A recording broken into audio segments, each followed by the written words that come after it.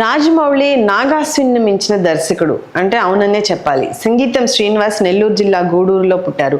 ఫిజిక్స్లో డిగ్రీ పూర్తి చేసి ప్రముఖ దర్శకుడు కేవీ రెడ్డి దగ్గర అసిస్టెంట్ డైరెక్టర్గా దొంగరాముడు, ఉమాచండి గౌరీ శంకర్ల కథ, మాయాబజార్, జగదేక వీరుని కథ, శ్రీకృష్ణార్జున యుద్ధం సినిమాలకు పనిచేశారు.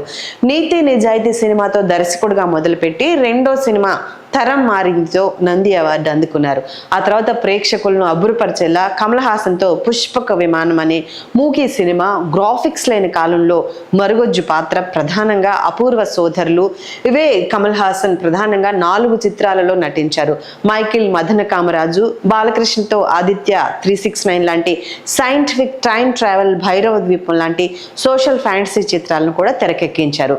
ఆయన దర్శకత్వం వహించిన మయూరి చిత్రానికి ఏకంగా 14 నంది అవార్డులు లభించాయి. ప్రభాస్ నటించి నాగా అశ్విన్ దర్శకత్వం వహించిన సూపర్ డూపర్ హిట్ కల్కి సినిమాకు మెంటర్ గా పనిచేశారు. సంగీతం గారు తెలుగువారుగా పుట్టడం, దేశం గర్వించదగ్గ దర్శకులుగా ఖ్యాతి గడించడం మనందరికీ గర్వకారణం. సెప్టెంబర్ 21న 93వ పుట్టినరోజు జరుపుకుంటున్న సంగీతం శ్రీనివాసరావు గారికి తెలుగు రాజ్యం తరపున సంగీతం గారికి హృదయపూర్వక జన్మదిన శుభాకాంక్షలు. Please do subscribe to Telugu Rajyam channel. Please do subscribe to Telugu Rajyam channel. Please do subscribe to Telugu Rajyam channel. Hi అండి, నేను మీ ఆర్పీని, నెల్లూరు పెద్దారెడ్డి చేపల పులుసు ఓనర్ని. మీరు తెలుగు రాజ్యం అనే ఈ యూట్యూబ్ ఛానల్ సబ్స్క్రైబ్ చేసుకుని మంచి మంచి వీడియోలతో వస్తారు. Thank you so much.